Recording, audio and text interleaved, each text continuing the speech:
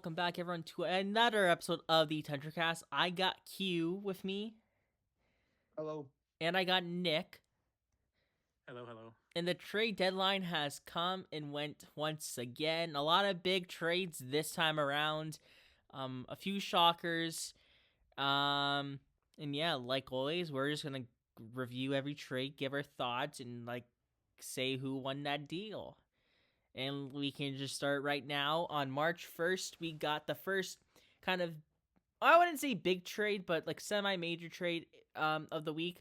Ryan Lindgren and Jimmy Vesey and prospect Hank Kempf went to the Colorado Avalanche in exchange for Juuso Parssinen, Calvin DeHaan, a second-round pick in 2025, and a fourth-round pick in 2025. Personally, I don't know if Ryan Lindgren is the answer to the Avs blue line. I don't think he's good. So, there's that. Yeah, he's bad. He's Blockbuster. Yeah, kind of. I think Parssinen isn't bad, though, as like a younger forward. I think the Rangers, Calvin DeHaan's kind of an upgrade for Lindgren when you think about it, too. Yeah. You look at his analytics card as well, if you're an analytics guy, which I'm really not, but it sometimes helps for someone that doesn't watch a ton of hockey like myself. Lindgren's analytics are very bad, which, he's not a very good defenseman. I said in the last podcast that, every time I see a highlight of Ryan Lindgren, it's of him getting hit really hard to the point where he's got to, stay on the bench for, 5 minutes. So, it's not a very good defensive trait there. But Colorado made a lot of moves this deadline, and the Rangers, they made their moves. But I think this one actually was better for the Rangers in terms of, performance-wise. They get the picks as well, so, not a bad trade for them. Yeah, I agree. I think, honestly, the biggest part is the picks. And getting off Lindgren. I agree. He's not a really good defenseman. Yeah. All right. Next up, Gustav Nyquist went back to the Minnesota Wild in exchange for a second-round pick. I am pissed off at this because Nick, Rossi, and I said we think he'll go back to an old team, and we said Columbus or Detroit, and we didn't say Minnesota. So, Minnesota was too recent. That's the thing about reacquisitions. We were talking about this the other day. I don't like them for the most part, and this is exactly why. Yeah. Nyquist is not the same player as he used to be. I know he had 70 points last year. That was definitely a mirage. But he's still a capable guy who can play in your third line and second line in a pinch. Minnesota obviously wants to bulk up because you got the Stars, you still got the Avalanche with McKinnon and Natchez there, and you got the Winnipeg Jets, who to me are still frauds. But whenever you have Connor Hellebuck, you still have somewhat of a good chance to go far. But Nashville, I don't know what the fuck Nashville is doing this year, to be honest. They I don't know. I don't think Barry Trotz is a good GM. No. He's not built for it. He doesn't have a direction. No, there were not a lot at all. of dumb moves made this deadline, and Trotz. Well, it's been an all-year thing with Trotz, really, but yeah, this wasn't a good deadline for him either. Yeah, they pen sure love Tomasino right now. That's for sure. Mm-hmm. Yeah. So Nyquist, was slotted into that top 9. It's I don't know if there's really a winner here. I think both teams made out okay. No, if you're Nashville, I probably would have tried to push for a prospect instead, because does a 2026 second round pick really help the retooling right now? I don't really think so. No. Maybe they flip it at the draft. I don't know. Yeah, that might be it. It's just a future where they have an asset where they could do something with it later because they couldn't find anything that they wanted at the deadline. Yeah. All right, next up, Seth Jones is going to Florida. I don't know how Seth Jones had a lot of value on the trade market. I know Chicago retained $2 million on his contract, but getting back Spencer Knight and a first-round pick is a tidy bit of business. Spencer Knight's actually had a really, really good start too, for the Chicago Blackhawks. I guess he finally got an opportunity. Yeah, 2 games in, a 1.95 goals against average, a .951 save percentage. Chicago made out great here. For Florida, obviously had the cap room after Matthew Tkachuk went on LTIR. guessing this is more so the Brandon Montour replacement from last year. Jones at $7 million. Not as bad as a contract as Jones at $9 million, I'll say. And like maybe he thrives in Florida on a second pair role. I do think Florida gave up a bit too much though here, especially with Bobrovsky, who's like 36, 37 years old at this point. Like now the succession plan for Bobrovsky isn't there anymore. So when he does start to age out and near the end of his contract, Florida's gonna be hard pressed to find a replacement. But I mean, I get the need for them, but I think Chicago really made out well here. Yeah, I agree. Like we talked about, Knight starting off really well for Chicago, and sometimes it's easy to forget how old Bobrovsky is. Like Spencer Knight was that draft pick for Florida when he wasn't performing well, and he was $11 million goalie. Well, now he's a Stanley Cup champion and one of the best goalies in the league, and actually playing consistently well. So, I think Spencer Knight is a big price to give up. And first round pick, we'll see. It's a conditional pick. It's either next year or the year after. So, yeah, that seems like a bit much for Seth Jones. Like, I get it. Like, I feel like a lot of GMs kind of overrate him, and a lot of people talk shit about him on Twitter. So we'll see. The thing about his contract too, it's retained. I think it's like 25% Yeah. But the way his contract works is that like he'll gradually be making less money toward the cap every year. So maybe just take that chance. Maybe Florida goes for it again this year. They made some other moves to kind of bolster their team as well. So we'll have to see how this one plays out. But I'm personally not the biggest Seth Jones fan, but to each their own. I think with Seth Jones, they're banking on the fact that he was underperforming because of Chicago, and I don't know how much of that is true. I'm sure it's partly true. He had to be the top defenseman on one of the worst teams in the league. And he takes more of a backseat role in Florida, but I don't know how much he's really gonna improve. He's been better. Has he been better? Kind of. He's been better, Florida. yeah. But so, I don't know if I still don't think it's worth $7 million, and I still don't think it's worth Spencer Knight. Yeah, that's a fair take. Next up, the Edmonton Oilers got Trent Frederic, and Max Jones. Max Jones is not the headliner. Sending out to Boston is Max Warner, 2025 second round pick from the Blues. That was obviously from the Broberg offer sheet, and then a 2026 fourth round pick.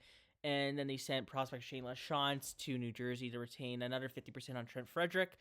I'm conflicted on this deal. At first, like, I like Trent Frederic as a player. I thought at first the price was a tiny bit excessive.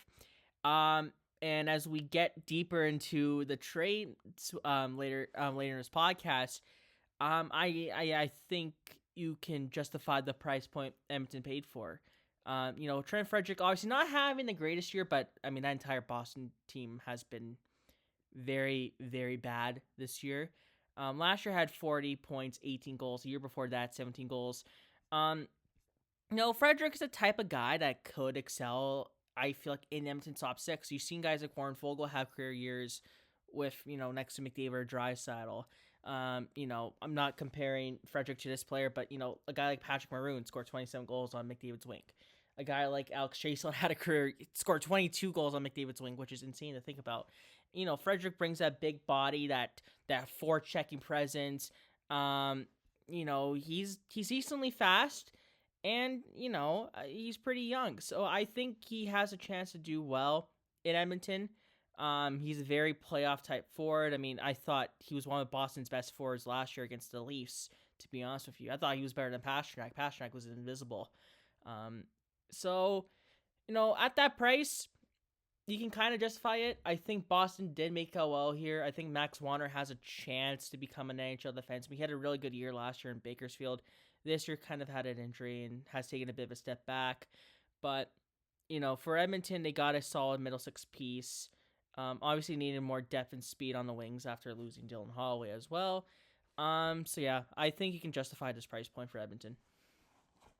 I think Frederic, he fits the bill of a lot of players that aren't maybe that skilled and couldn't drive a line by themselves, but can complement a lot of top players. You see it with Hyman's the best example, maybe, or Kunitz back in the day. Bunting or something like that, right? I think he fits that bill, and I think Boston knew that, which is why they drove up the price for him. I think there was interest around the league for a player like Trent Frederick because they know that he could possibly fit that role. Um, when there's competition, there's demand. That's obviously going to drive the price up. So I agree. I think it's like I would have personally not paid that much, but I can kind of see why. Yeah. Nicholas? I mean, there's not really much else for me to add. I think you guys pretty much nailed every point there. The only thing I'll really say is it's a weird trade from Boston perspective to trade Frederick. I just feel like he's the perennial Bruin, but I know there were some contract things going on too. So Yeah. when we'll see about Max Jones too. He's been on a lot of teams and hasn't really had. I mean, he's had some opportunity, but it just hasn't really been great in like a top 6 role. He hasn't been able to run away with that. So maybe it's just more depth for the Oilers moving forward into like a playoff push and maybe another finals run there as well. I think of a guy like Zach Cassian, who he was able to score, but Jones has that same sort of ferocity in his game too. Yeah. So. Speaking about Jones, I mean, he had that huge hit last night on MIKKO Rantanen, which was beautiful. So, I mean, if Jones is just like your prototypical fourth liner who plays 6 minutes a night, but he's out there at least running over people, not being negative, I think that's also a win for Edmonton. But we'll see. Next up, smaller trade. Vitek Vanacek goes to Florida. I think he had a shutout last night, so He did, yeah. good for him. Patrick Giles goes to San Jose. I know nothing about Patrick Giles besides the fact that Johnny traded for him in his GMO, I think, or signed him. Mode, yeah. So, yeah, I don't know much about the guy besides that. But, I mean, Florida obviously gets their backup after trading Spencer Knight. I don't think there's much to say here. Yeah, I heard of Patrick. I've heard of Gillies. I don't know Is if it it's Gillies? or not, Okay. but it might be. I've heard about him and I've went and like looked him up a few times like before, and every single time I've been so unimpressed. So I really don't know why. I guess he's still only 25, but he's never really put up good numbers in the AHL.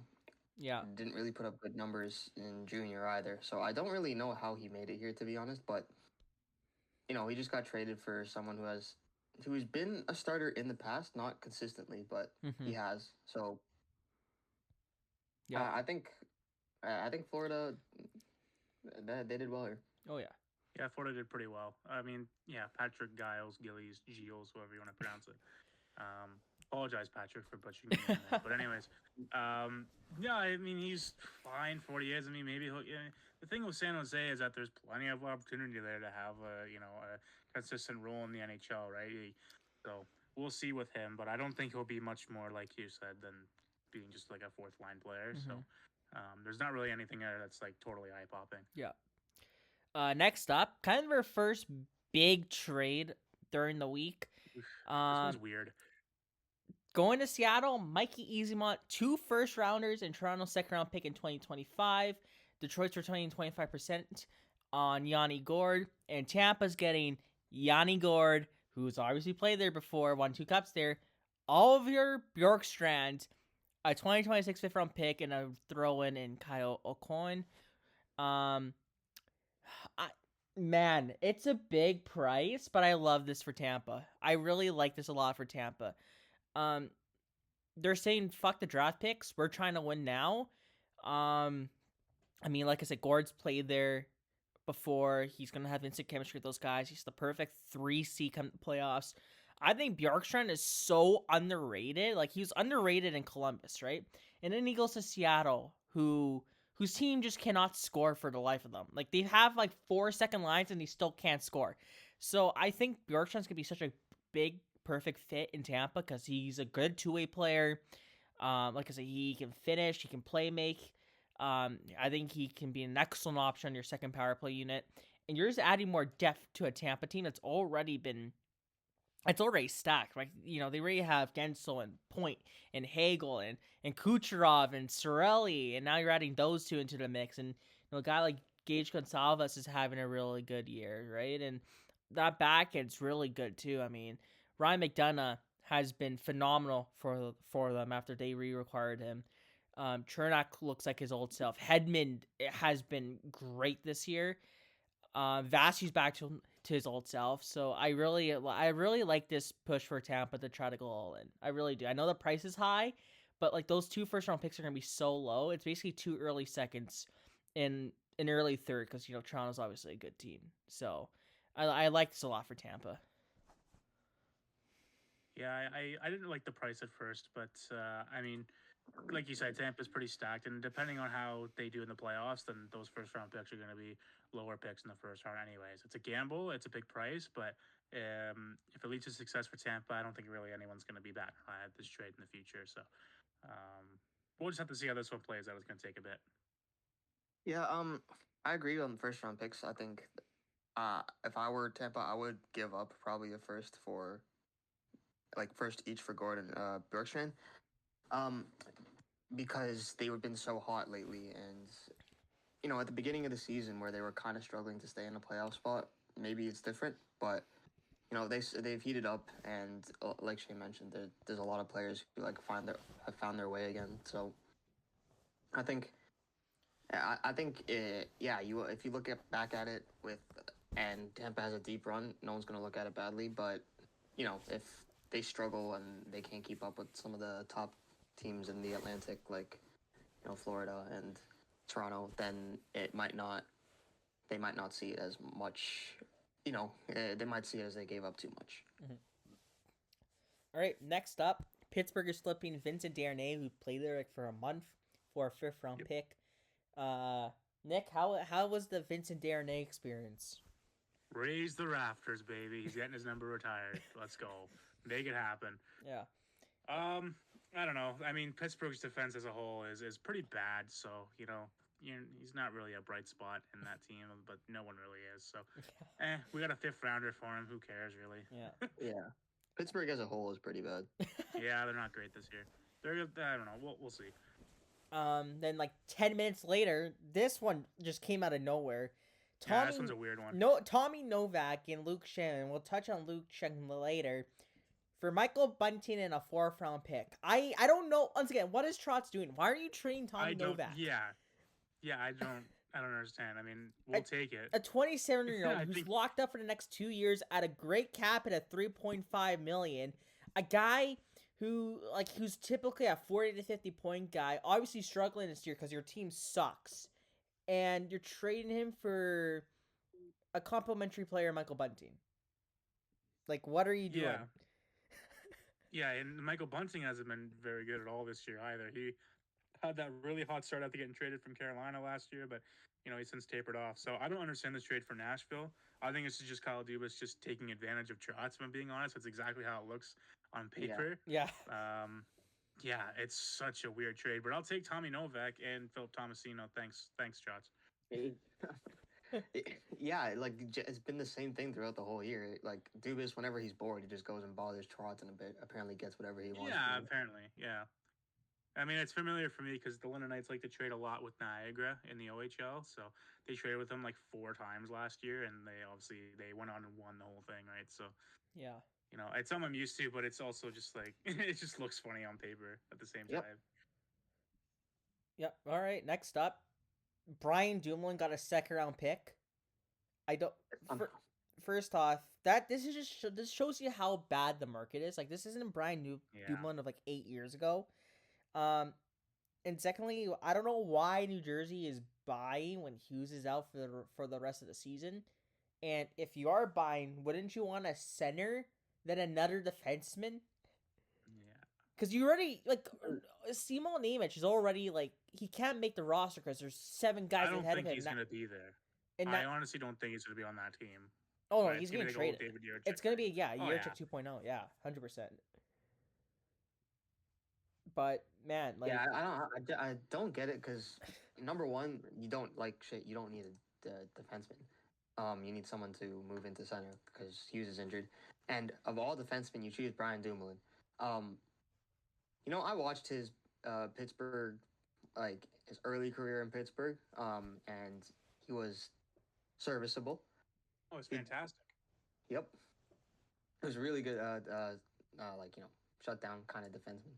Mm-hmm. But after that, it hasn't really been the same. He's been kind of been riding that, um, and I don't know how he's pulling a second round pick. Second round pick is what confuses me the most. Like if it's a late pick, then it's whatever. Yeah. So yeah, just I don't know what they're doing. Next up, it's just small trade. Nico Sturm's going to Florida for a 4th-round pick, 4C, won a cup of the Avs in 2022. Just kind of gives Florida some more depth back there. Big body, not much to say. Riley Smith is going to Vegas, going back to Vegas, another reacquisition. I think they give a bit too much here. I think Brendan Brasson's going to be a hell of a player. And like I know Vegas knows what they have in Riley Smith. He's a known commodity there, but he hasn't really been good the last few years. Like he was with the Pittsburgh Penguins last year, wasn't really a good fit. This year in New York, he's been even worse.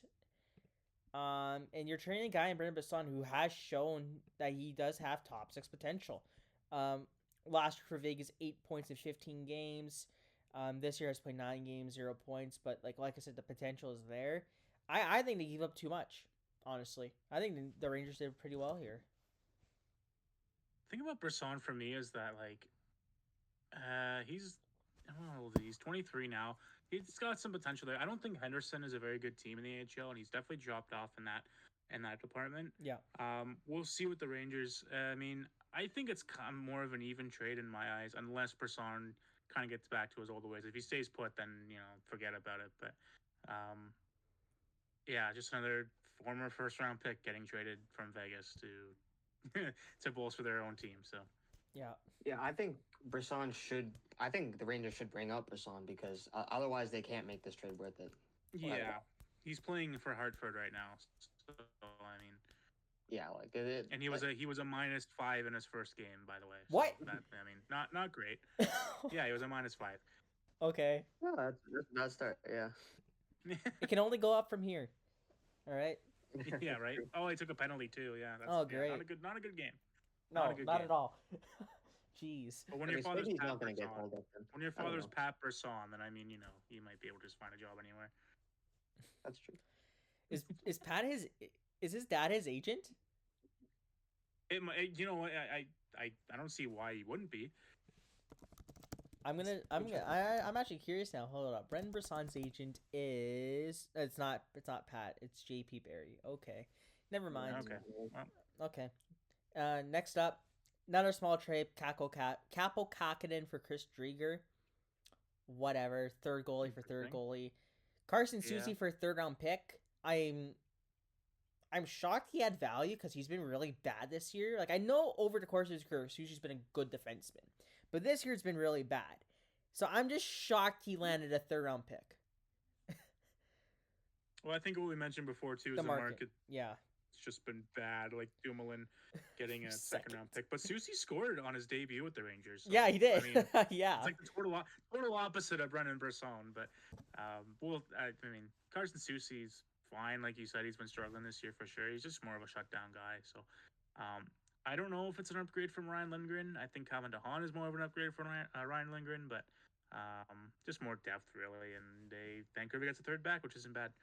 Yeah, it's a bit inconsequential. I think we've been saying this since like free agency, where we're seeing top not even top just defensive defensemen getting insane amounts of money, defensemen in general. Yeah. And they obviously have the same kind of return. I don't know why that market is so bad. I feel like there are still players out there, but. And just wait till the cap goes up. I mean, like what? It's gonna be 95.5 next year, and then it's gonna be like 104. Yep. Holy crap! And contracts are gonna get so inflated. I can't. It's. 4th liners, dead ass might get like 2.5 million. Wild. 4th liners are gonna get 2.5 million. It's just gonna be the world we live in, and now we gotta adjust expectations for contracts. So yeah. Anyways, next up, Justin Brazeau goes to Minnesota for Marat Kustadinov, Jakub Lako, and a 6th-round pick. Bill Guerin loves his freaking big boys, doesn't he? Holy. 6'5", 6'6", I think, like 230 pounds. Once again, he showed pretty well in the playoffs last year, I think. Right? Yeah, he was really good. Right? Wasn't he a former Leaf draft pick? Not a draft pick, but like I know he was like a Marlin. He was I think he got signed. Signing, yeah. Yeah, so I mean, I like the depth option for Minnesota. I don't know if I would give up Marat Kustadinov for him because I still think Marat has some like top 9 potential. Um, 22 years old.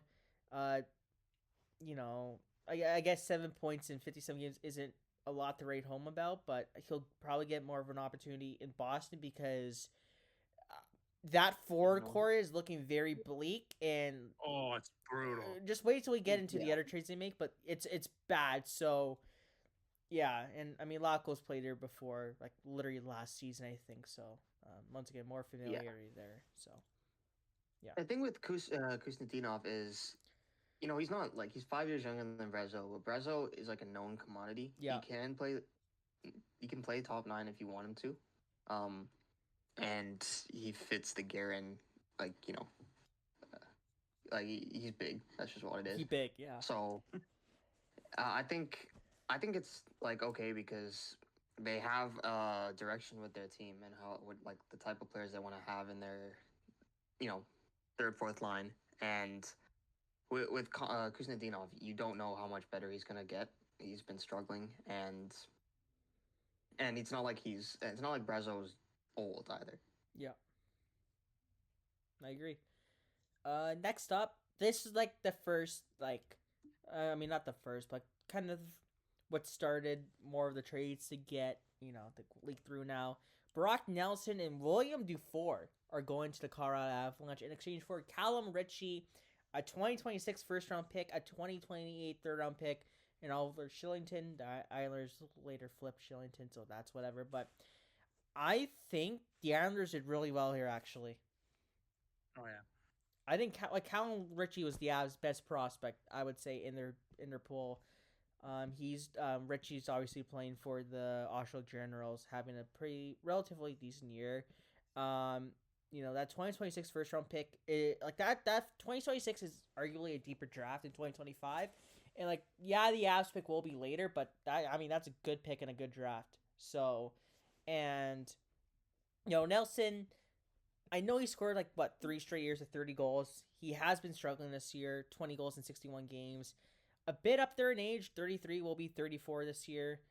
Um, we'll see how he does in Colorado, but I love this for the Islanders. I thought this is exactly what they needed to get. They needed to get a good pick to try to rebuild this roster, and Callum Ritchie's obviously a good piece to add to that prospect pool. Yeah, Callum Ritchie's pretty legit. He's having a great year in Oshawa. Real high end prospect. That 2026 first is going to be probably a good pick. That draft next year is going to be a lot better than the one this year.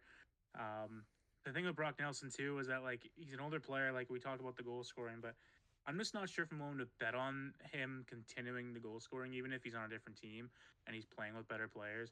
I'm not willing to really bet that past 33, 34 years old that he's going to continue scoring that way. So I think this is like huge price to pay for Brock Nelson, and they made some other moves to kind of solidify that center core a bit deeper. So I think it's a good fit for Colorado. I just think it's way too much of a price to pay. Yeah. So, and Dufour is not like a bad prospect either. I don't know if he's been playing really for the Islanders. I think he's played at least a few games, but he's another prospect, potential goal scorer they can add in the future. So he's just not Callum Ritchie. Like Callum Ritchie is going to be, I think, a great player for in the NHL. So.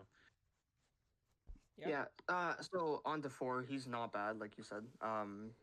Could be maybe top 9. But that's maybe big maybe. And like you guys mentioned, they just gave up way too much. Now I get from Colorado's perspective, they lost the scoring of Rantanen, and they really got to replace that quickly if they want to keep up to the level that they've been. But Nate just has done a great job, and I don't think someone who's not really going to last all that long there, at least the level that he has been the last few seasons, is the best way to help replace Rantanen's production. Mm-hmm. All right. Next up, kind of shocking. The Oilers got Jake Wallman from the San Jose Sharks for a first round pick in 2026, and Carl Berglund. Berglund's just a roster filler. He's basically an ECHR at this point. Jake Wallman had such a good debut last night. Holy fuck, I love this guy, man. He was so good. Like that. Did you see that flip pass to Hyman? I don't I know if saw the hit. Didn't he he throw the wrecked hit to? Rantanen as well. Yes, that was such a. Yeah, yeah. He was like a +3 in the first period. I listen, no plus minus, yeah, but like, oh, he's so fucking good. And like, I know there's questions about his defensive game. I'm not concerned about that, first of all, because he's on the shitty ass Sharks, and he was playing most of his time with Cody Cece, so terrorism. Uh, then last season, the entire Red Wings team just kind of stunk on its own. Moritz Seider had the worst season of his career, and Derek Lalonde's like defensive scheme or whatever the hell you call it is awful. And I point to the 2022-2023 season where Jake Wallman and Moritz Seider was arguably one of the best pairs in the NHL that season. And Jake Wallman's like defensive metrics were unbelievable. So I know people are like, does another offensive defenseman really help Edmonton? Like, I'm willing to put away his defensive concerns because I do think he can get back to that level. And Edmonton just also kind of needs more puck movers back there. But like besides like Evan Bouchard, like I love that call. He's a decent puck mover, but like Nurse cannot move the puck, right? I love Brett Kulak. Brett Kulak is such a good defenseman, right? Maybe not the best at moving the puck, right? And Emerson's a decent puck guy, but he's just kind of like a guy who chews up 15 minutes a night, does his job. But I think Wallman's gonna be such a good fit for this team. I think he really showed it last night against the Dallas Stars. If you follow Hockey Stat Cards on Twitter, he was ranked the best Oiler of the night. Yeah, I love this, and I love it for San Jose too. I mean, they got paid to take on Jake Wallman's contract. He got paid a second-round pick. And first of all, Yzerman's a freaking fraud. I don't want to hear that this guy's a good GM. Like, all the Red Wings fans can cope all they want. He's an awful GM. Awful GM. That shit. Yeah. So not only did they take a second-round pick to take on Jake Wallman, now they flipped him for a first-round pick in 2026. I think Mike Grier did a good job here, and I think the Oilers did a good job here. I love this fit. I love Jake Wallman. I know I've said that a lot, but I'm really happy with this acquisition because I was scared they were gonna get like a Connor Murphy or like a Brian Dumoulin, for example. But no, they actually went out and got like I think probably one of the better defensemen traded during this deadline. Yeah, you touched on it, but I was just gonna say Mike Grier's a genius for this trade to get that second round pick and get Wallman for virtually for free. And you just add a first round pick and a prospect. Like that's some superior work there from Mike Grier. So, Wallman's a good player, but like San Jose is not in a position to win. They're still rebuilding, and this is how you rebuild. So that's a good move for San Jose and a good move for Edmonton as well. He was, like you said, he was stellar the other night. Yeah, he just fits the bill of what Edmonton needed. Like you said, they needed puck moving defensemen. So that's all there is to it. And he's good at it. So there you go. All right, next up, speak about the market being fucked. Anthony Bellaville got a second round pick. He's going to Washington. Jeez.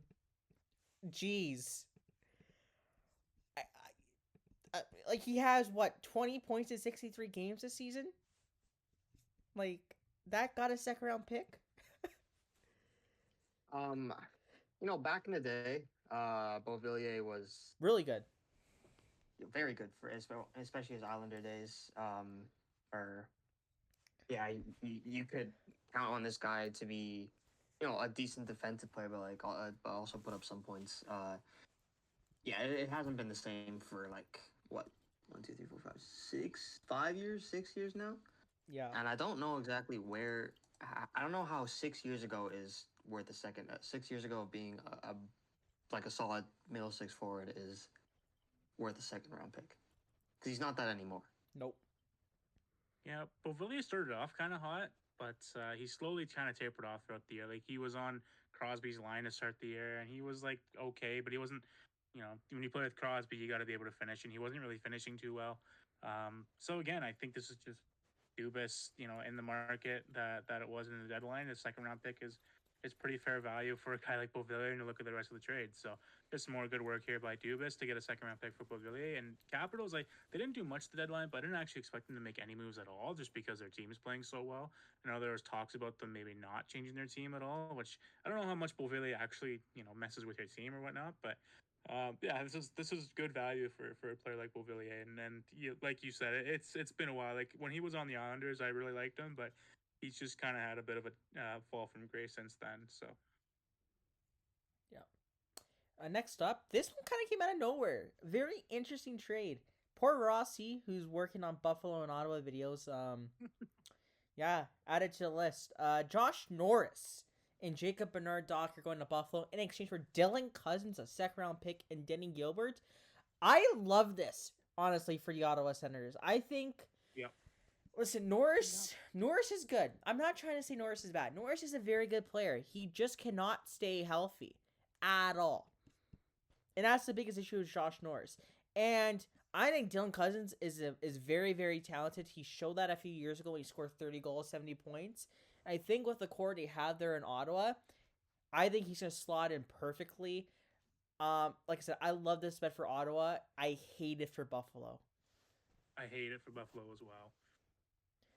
I know. Okay, I wouldn't say I hate it for Buffalo because the thing is, I don't think that right now at this moment that Norris is much better than Cousins. Is that crazy to say? I Like, think by a Norris lot? when he's healthy is fine. Like I think if it weren't for the health issues, you'd be looking at like a bona fide 30 goal scorer like every year. He's a great player. But like he's also like one bad injury away from early retirement. Like he's just had so many problems. And when you look at Buffalo's core, we talked about Jason Zucker. We talked about, then we wanted to trade JJ Paterka at some point too, which is a guy they just shouldn't trade. And we were saying that Zucker's a guy they should have probably traded in this deadline. They ended up extending him. Dylan Cousins, as inconsistent as he can be, and whatnot. Like you don't get anything if Josh Norris is out for long term again, and now you just have a word like you don't have any center there at that point. So yeah, it's just such a weird trade for me. And Bernard Docker isn't really that much either. He's better than Gilbert. I think Gilbert's still a prospect, but Bernard Docker is just a depth defenseman at this point. And you gave up a second and a better draft. I just do not like this move at all for Buffalo. I love it for Ottawa, and I think Cousins will do great there. But Buffalo that's not a good trade for them. I don't think at all. Yeah, I think Cousins is kind of squandered when he was in Buffalo, because a lot of players get squandered in Buffalo. But I think Bernard Docker, obviously, he had a high ceiling when he first came into the league with the Senators, and he hasn't reached that. He has another chance to have maybe a bigger role in Buffalo. I just don't think that Cousins, if he reaches what he was meant to be, obviously Ottawa came away great with this. And even now, he's like the same player. He puts up the same kind of numbers as Norris, without missing all those games. It's just that I think that both of those players, including Bernard Docker, also kind of needed just a change of scenery. Because they weren't playing up to their potential for Norris mostly because of injuries, but Bernard Docker and Cousins too. Yeah, that's fair.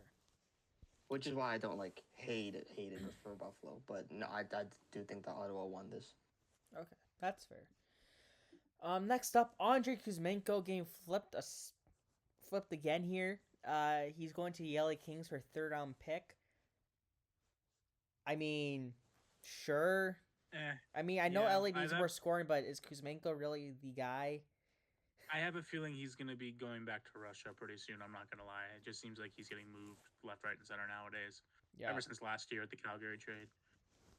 Yeah, he just can't settle down anywhere, which is not a good situation to be in. It's just not think of these guys as humans first, and that's obviously he hasn't found a place as a player, but having to move around as a human that much is not, not a good way to live. Yeah. Next up, Luke Shen getting flipped to the Winnipeg Jets for a 2nd and a 4th. Why didn't Trotz just do this trade? I don't understand. Because he's dumb. We'll take the picks. We'll take the picks, though. Thanks. All right. Appreciate it. Also, another number going up to the Raptors right there, Luke Shen. Make it happen. Yeah, I mean, I don't think this moves the needle at all for Winnipeg. At all. I guess you wanted more right-hand depth, but is Luke Shen really going to play for you in the playoffs? I don't really see it, to be honest. We'll see. He's physical, but that's really about it. That's about it, right? So, and then they throw him in for the first game. And then they trade away another 2nd-round pick for Brandon Tanev. Another reacquisition, by the way. Yep. Tanev's just a 4th line. Listen, he's a very good 4th liner who's fast and can PK, but a 2nd Yeah, way too much. Like, Maybe a bit much, but I don't entirely hate it for the Jets. We talked about reacquisition for like Yanni Gord. He's not like Yanni Gord, obviously, but just like the fit in general. Like Tanev played some of his best hockey in Winnipeg. That's yeah, before he came over to Pittsburgh there. So it's just adding more depth for the playoffs, and the Jets need to get over that hump, and they need some familiarity there instead of just taking a chance on another fourth liner who might not work out if you go out in the playoffs early again. So I don't mind it. I think a second might be a bit much, but it's not for a couple years anyways. And who knows if Winnipeg ends up doing something in the next couple years, then it won't matter too much. But he's a very good fourth liner. I actually really like him as an energy guy. So yeah, that's fair. That I agree with, but I just do think it's way too much for a fourth liner in general. yeah, then that's fair. Next up, Scott Lawton going to the Toronto Maple Leafs, a fourth and a sixth for Nikita Gripyonkin and the first round pick of 2027. The key thing here is that Lawton is getting 50% retention. He is signed through next year, so there's that. I don't think Scott Lawton. Okay, Scott Lawton isn't a bad player. I just don't think he moves the needle. I just think he's a very average third line guy, and that's what he is. And I do think Toronto did pay a bit too much here. I think Gripyonkin is going to be a solid top 9 energy forward. I mean, he kind of showed that during his 9 or 10 game trial this year in November.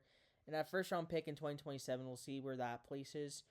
Once again, not a bad player, just doesn't move the needle, but obviously I think Q is better positioned to speak on this. No, I mostly agree with you. I do think, I think with Gabronkin, I think they were mostly just trying to like kick the issue down the line, where instead of having a third liner a couple of years from now, you have a third liner now. Mm-hmm. And that's going to be the same thing with the next trade that we'll talk about later with the Leafs. I think it's definitely too much to give up, and I was not a fan of the Leafs getting Lawton. Like they've been talking about it for months, and I was saying like there's better options out there. I really wanted Gord, which obviously didn't work out. I think this is like not much more than they would had to give up from Gord if you're looking back at the trade. So yeah, I think this was a bit of a misstep. I do like that there's term on it. Lawton's not old or anything, so you got a couple of years of a good third line center. And he does fit in with how Berube wants to play. And he kind of struggled yesterday, but I think the whole Leafs team struggled yesterday. And but I do think that he could make a good pairing with McMahon and Domi, who he was playing with on the third line. And it was 100% a hole that needed to be filled, though.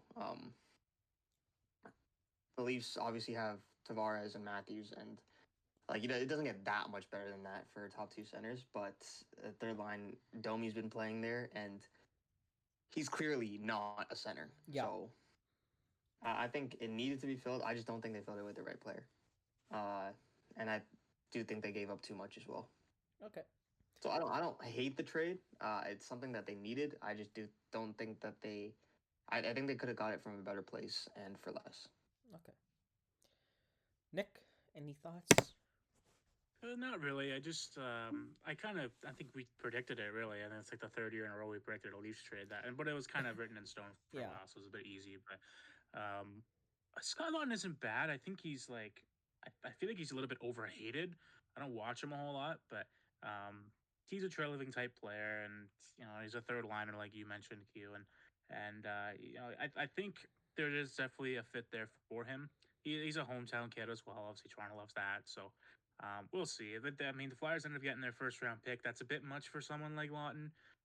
It is top 10 protected, so we'll see. I know there's some people out there that really like Nikita Grebenkin and think that he has a lot of potential. So we'll see about him as well for the future for Philly. So I know there's people that really like this trade for Philly, and I'm kind of like somewhere down the middle for right now. I just think it's the big thing for me is the price they paid to get him. So. Yeah. I didn't think with the Gabronkin was that he's just a fun guy, so people automatically rate him higher than he might be as a player. I think it might have been. I think it was Austin Kelly who we had on the podcast at the start of the year or start of the season that really liked him. He thinks he's got like top 6 potential. So yeah, I don't know about hard working forward. So yeah, he kind of fits the way Tortorella wants to play too. He fit the way Berube wanted to play as well. So Mm-hmm. he's an old school type of guy, Yeah. but a lot of fun. So I guess that's why people like him. Next up, oh man, the Canes. The Canes really No, ma'am. botched the situation. Mikko Rantanen going to Dallas, signed an extension, $12 million times 8 years. Going to Carolina, Logan Stankoven, who scored today. A first and 26, a first and 28, and 2 third-rounders. First off, I am pissed, and maybe Q is too, because both our teams were very, very, very, very, very close to getting Mikko Rantanen, and it didn't happen, so fuck, man. Oh, that would have been... Oh, Mikko Rantanen on my team would look so good. We had a contract worked out and everything. I think the Leafs were offering, like, Minton, Callan, and 2 first, and, I mean, yeah, we'll talk about Minton in a second here. But 100%. Yeah. good for Dallas. I mean, listen, Logan Stankoven's gonna be a hell of a player, right? He might be like I have no doubt in my mind that Logan Stankoven will be an elite player. He won't be a Mikko Rantanen, Yeah, you don't get a lot of those. right? So,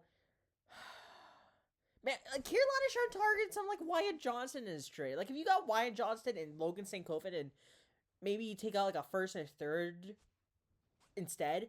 Like, then I would like this trade a lot better for the Canes, but you basically traded away Jack Drury, Marty Necas, I think a few picks to Colorado, and then you get back this.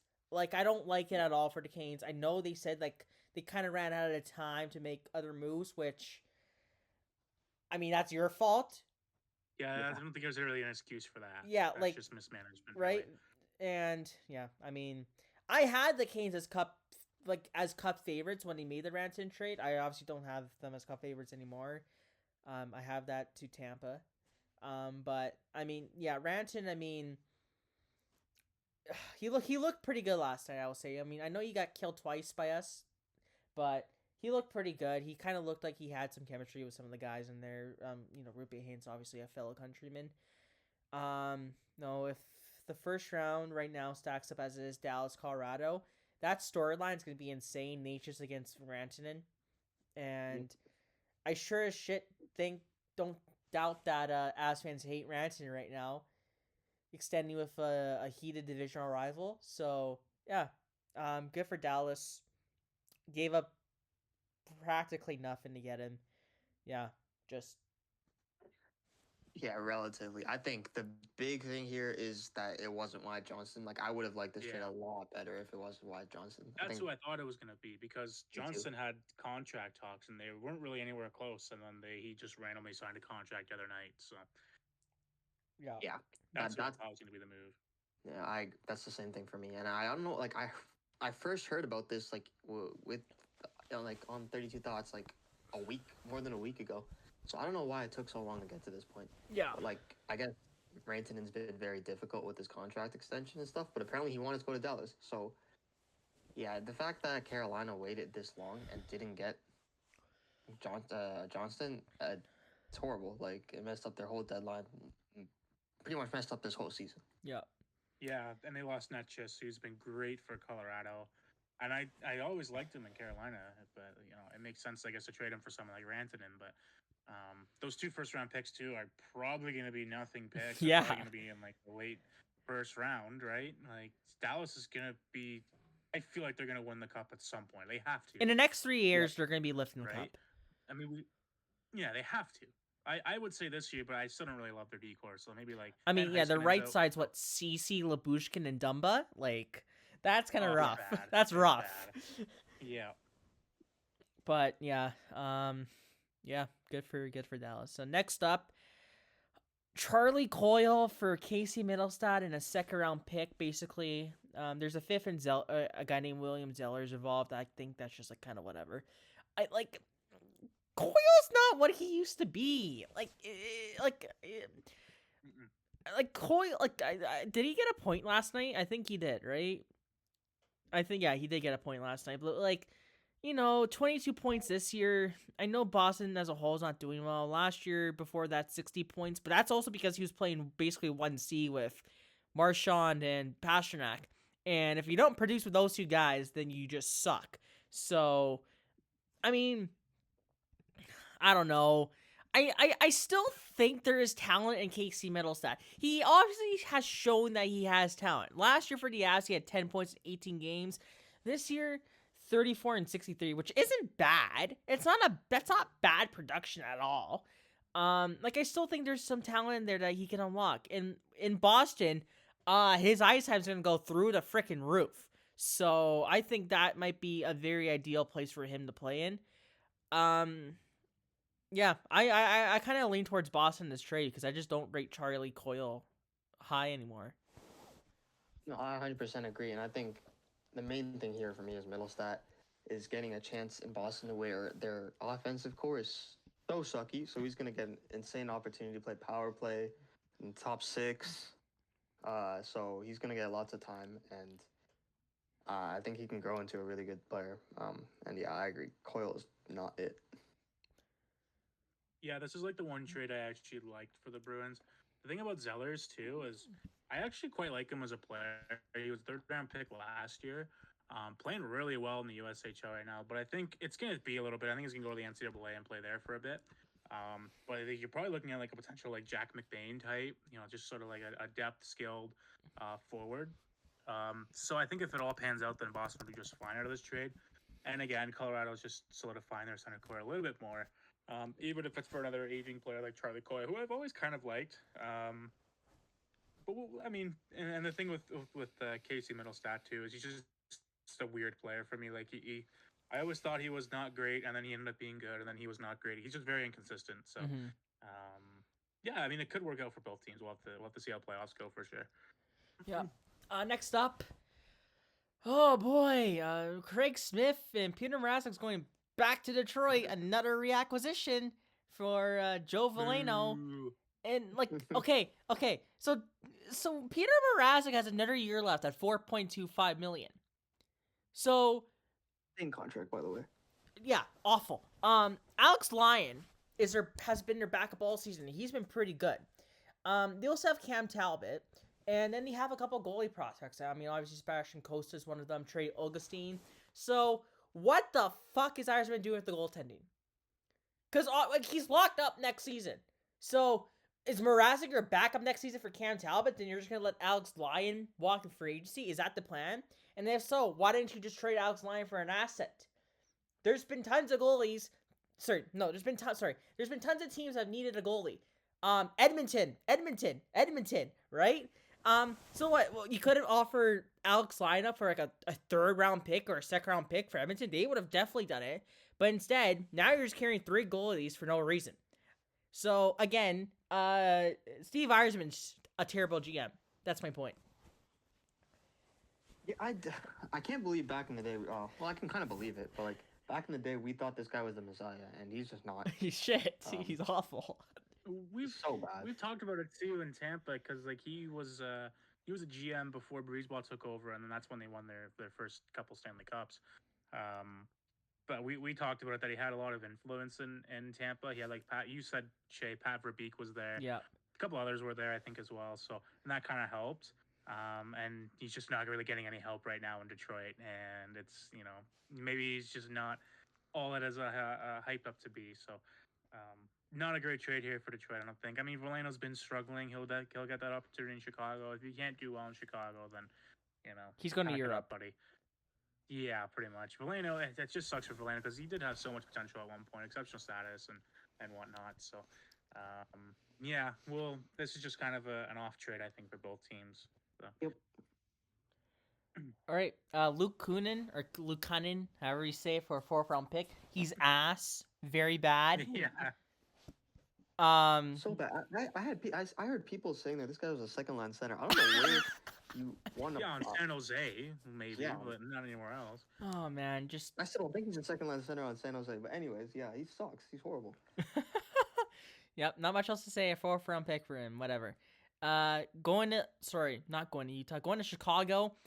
I don't understand this. Shea Weber's contract. No. Victor Soderstrom, who had potential, and Aku Ratu for a 5th. Sure, why not? Victor Soderstrom might come back. He's having a great year in Europe, but I get the feeling the 5th-round pick in 26 is the only person that's going to play NHL games out of this deal. Maybe that's going to be Yeah. anybody. Like, Shea Weber, has a Hall of Famer ever been traded, like, while he's been inducted? into the No, Hall of Fame? I don't Has that think ever so. happened? That's funny. Like, that's what a weird trade. Yeah, I don't understand. But why is Chicago taking on dead contracts? That's my why question. would Utah trade that if they're not gonna like? That's a trade you make if you're like Loading pumping up, cap. right? Why Yeah. yeah. Why they didn't load up? Like, why? What was the point of moving that contract? I don't understand. I think this is like completely unhockey related. It's completely business related. Maybe this is what future considerations means. It's like, yeah, we'll help you out, and this is what that is. I don't Yeah, know. maybe. I think it's just that Utah doesn't have the money, like actually doesn't have the money to pay for all these extra contracts. Well, yeah, they This have has like. happened before. I'm pretty sure they still have like Marian Hossa in there. Maybe. Yeah, but like having to pay all of them. That's what I mean. Like, Drain on they're their taking on finance. all these contracts. Yeah, back in the day, it was John Chaika that did all this. Yeah. Yeah. Yeah, so I think he looked at it from a hockey perspective. He's not the Leafs. He doesn't have all the money in the world. Yeah. So I think that's what this is. I think they just ran out of money and they're like, okay, we got to give them to an organization that has the money to pay for it, like Chicago. It's like a very like Clarkson Horton situation, right? Where Nathan Horton was on LTIR. Columbus obviously couldn't be afford to pay a guy on LTIR, so they shipped him to Toronto for a guy who makes the same amount but can play for that contract, and David Clarkson. And Clarkson's career ended like a year later anyways, so yeah. But yeah. Whatever. Yeah. Nick You're Albeck gonna trade that, get something back because Yeah. What was it when Detroit traded Datsuk, Arizona acquired the pick that they selected Jacob Chikrin with, and that's a little bit different. This is just an off trade. This is just weird. Yeah. Next up, Nick Aube-Kubel for Eric Brandstrom, whatever. Dennis Cholowski for Adam Beckman, whatever. Daniel Sprong for a 7th. Sprong's very talented, just can't stick around for whatever reason. That's whatever. Brad Marchand is going to Florida. What was that? Oh, Brad Marchand is going to Florida. Yeah, that sucks. That makes me so sad. It's actually it's so over. So yeah, I thought he was gonna stay in Boston. I don't know what changed. So there's a whole story behind this, and I think Friedman was the one that really wrote about it and reported it, that Marchand wanted to stay in Boston, but they kind of lowballed him pretty hard, and then the only place he really wanted to go was Florida, I think, in the end, and they only get a 2nd-round pick for him for like their franchise player, captain. It's just a really bad trade for Boston and for Sweeney in general. I think Even with all that going on, I think part of it is that like Marchand has a chance of not playing in the playoffs this year, isn't it? Isn't that true? I think he'll be If back it's like- right I don't know. before. Yeah. So, That's but probably part of it, but and there's also a chance he walks and goes right back to Boston. But he was disrespected, so maybe not. We'll see. I'm like, imagine a line of Marchand, Bennett, Kachuk. I So know. annoying. Oh, I'm Or, happy like, I'm not in. you know, I'm you happy put I'm them on not in the separate lines, Atlantic. too. You put them on separate lines too. You got to get through Kachuk, and then you're like, okay, phew, thank God. Oh, And you no, gotta it's get through Sam Bennett. You're like, oh man, thank God. And then you get through Marchand, and you're like, okay. Do you think? It's for 60 minutes? It's crazy. So now it says Marchand doesn't have the C anymore. Do you think he's gonna go back to his stupid antics? I don't know. I've come around so much on Brian Marchand. I used to absolutely hate this guy's guts, but now I love him. He's come around. I mean, I so think the Four we'll see. Nations sold him on us though a lot, right? Yeah. We're just Patriots. I think he's less dirty he's less dirty now than he was before too. So. Well, he's been good in the media too. The whole thing with Biz on TNT was like hilarious as well. I don't know if anyone I saw, that, but yeah. that was a good little bit. Yeah. Next up, Henry Yokiharu going to Boston for a 4th-round pick in 2026. It was so funny. I don't know if you guys saw this. Henry Yokiharu was asked in the media, how does it feel to be traded for Boston? I think he said something along the lines of, finally, or it's about time. The dude hated it in Buffalo, which I mean, yeah, fair enough.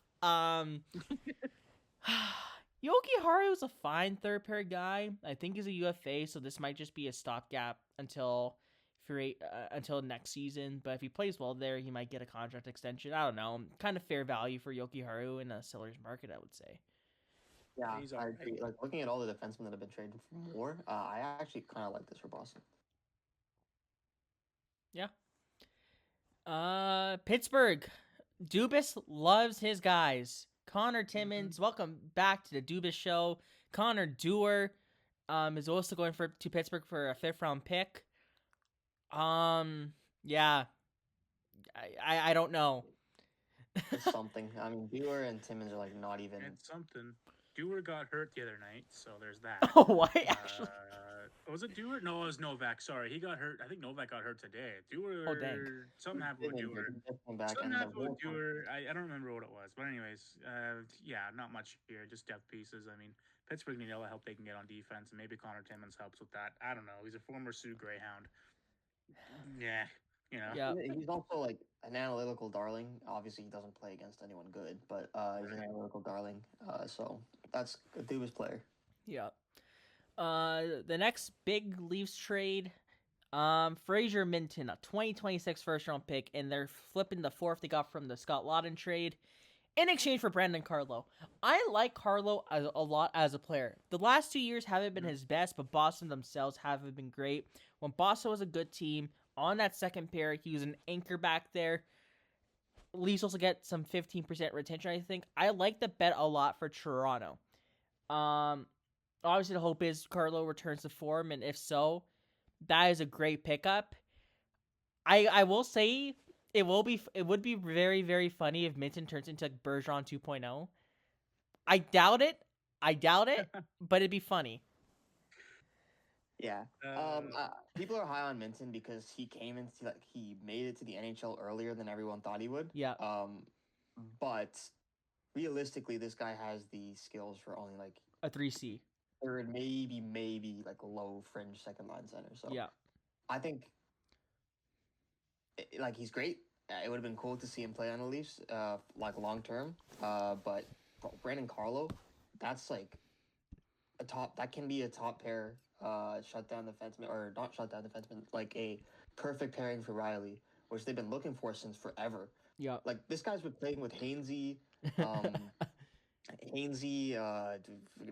Shen, Barry. CC. Like he's got to carry all these pairings, and every single time that they get a good defenseman, they just end up playing him with someone else. Like Tanev plays with McCabe now, for example. Yeah. And yeah, Brody had a tough outing for his last couple seasons as a Leaf. And there's 3 years left on Carlo, 15% retained, and he's still young. Like this guy could be a Leaf for the rest of his career. Mm-hmm. I think this is an amazing trade. Like I love this one. Yeah, he's a great player for them to acquire. Yeah. Kind of a rough outing last night, but it's one game. And he was even anyway, so there's that. The next big Leafs trade, Reese Johnson for future considerations. Retire the jersey, like already. Mark Jankowski's going to Carolina for a 5th-round pick. Mark Jankowski scored 2 goals today, by the way, so Not bad. pretty good. Kind of whatever, 4th-line center. This one kind of came out of nowhere too, and apparently it got done like 20 seconds before the deadline or something. Fabian Zetterlund is going to Ottawa. Tristan Robinson, a 4th-round pick, are involved. Going to San Jose. Zach Ostapchuk, Noah Gregor, another reacquisition, and a 2025 2nd-round pick. I love this for Ottawa. I think Zetterlund's a hell of a player. He was a great top 6 winger there. He'll probably play in the middle 6 in Ottawa, be a good fit there. And like I don't think Zach Ostapchuk is anything too special. He might just be like an energy 4th-line guy at this point. And a 2nd-round pick in a very weak draft class might be in the middle of that round. I love this for Ottawa. I think they made out great here. Yeah, I agree. I saw Zetterlund's analytics card, and I was like, it was not the greatest, but I'm like, I swear he's better than that. Like, he's going to score 20 goals again this year. Like, he's a hell of a player, too.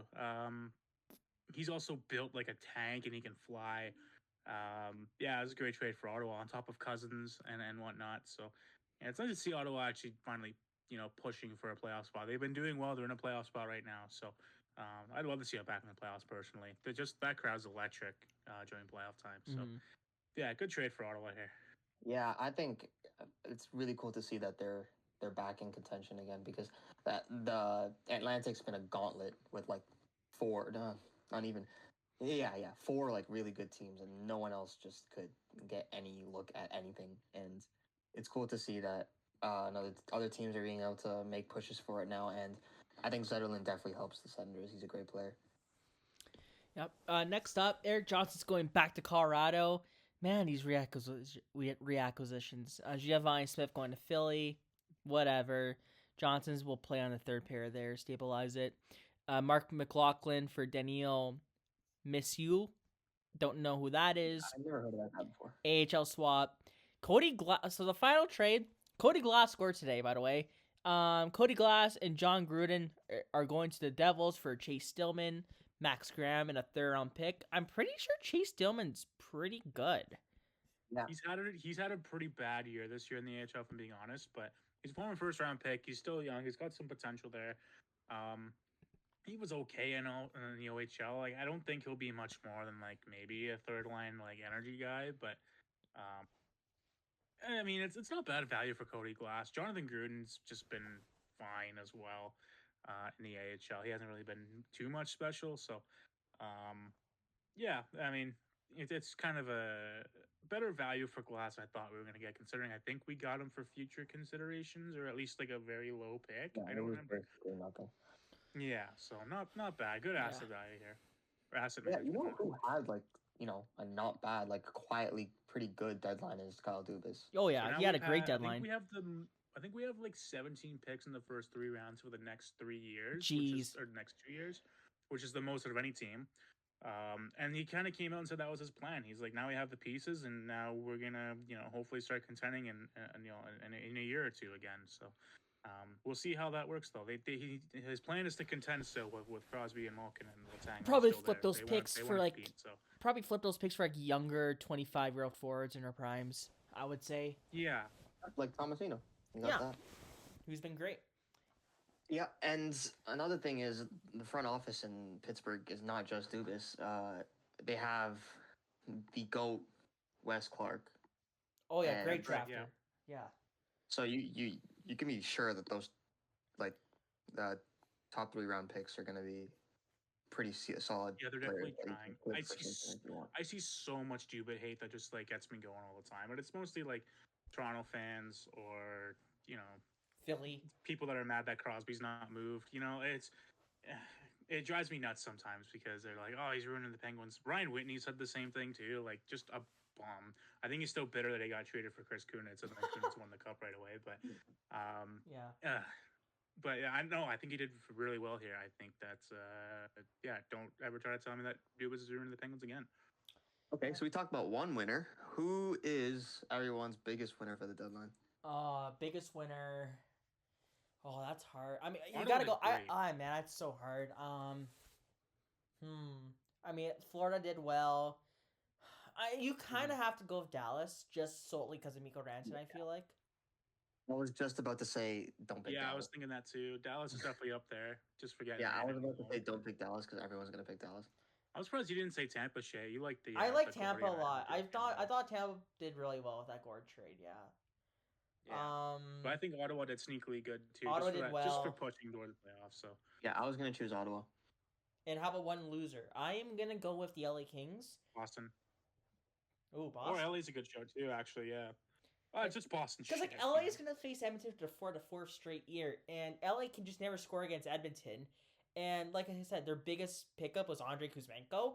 Like guys like Alex Tuck were floating around, JJ Peterka. You could have been on the Mikko Rantanen sweepstakes. You could have easily outbid, honestly, the Dallas Stars offer, but you didn't. So I'm gonna go with the LA Kings. I was gonna say Boston, but Nick stole it. Boston, maybe Buffalo. Like Buffalo did pretty bad. You can argue Calgary or Vancouver as well. They did nothing. Brock Besser still is going to be a UFA. If he goes for nothing, Calgary kind of need to sell off their assets because they're not a legit team. They're just being carried by Dustin Wolf, right? So you could have got a whole back for Rasmus Anderson, but you didn't. Another team that kind of did nothing when I expected them to do more was the Jets. Obviously, you got a 4th liner and then a 3rd pairing defenseman. But I was expecting them to get like a 2nd line center because that's kind of what they needed. I know Lawton was there; he's a 3rd liner, but you can elevate him if you really need to. Shen was out there. The other Shen was out there. but he didn't want to move. There's Nelson and Gord. Like there were options there to like shore up that second line center spot, but they didn't. And now Dallas and obviously still Colorado are amazing teams, and One you're of them are screwed. going to lose in the first round Oh, this year. yeah. So we'll see what happens. Besides that, yeah, that's about it for the deadline. I think it was a pretty good deadline day for the most part. Better than last year's for sure, because all the trades the last year's lot of happened fun, before yeah. the deadline. So we actually got activity this year at least. Yeah, and I think it's also good because like this is when the NHL's like audience has been the biggest in for like a long. No, this is probably the biggest it's ever been, to be honest. Yeah. And it's good to see. It's good for new fans to see a lot of action. Big players like MIKKO Rantanen moving around. Yeah. But yeah, besides that, that'll be it for today. Next month, sometime around that, we'll have our predictions for the playoffs. But yeah, any closing thoughts, guys? No, not really for me. Yeah, I think we got through it all, but I'm just really excited for the playoffs this year. There's It'll a be lot exciting. of changes. It'll be and, awesome. Me too. And, Yeah. and not even just the playoffs, just like the rush up to it. Like the East wildcard spots are still Very open. up for grab for a lot of teams. Yeah, So that's gonna be a fun race to watch. for sure. Anyways, guys, thank you guys for watching, and we will see you guys next time.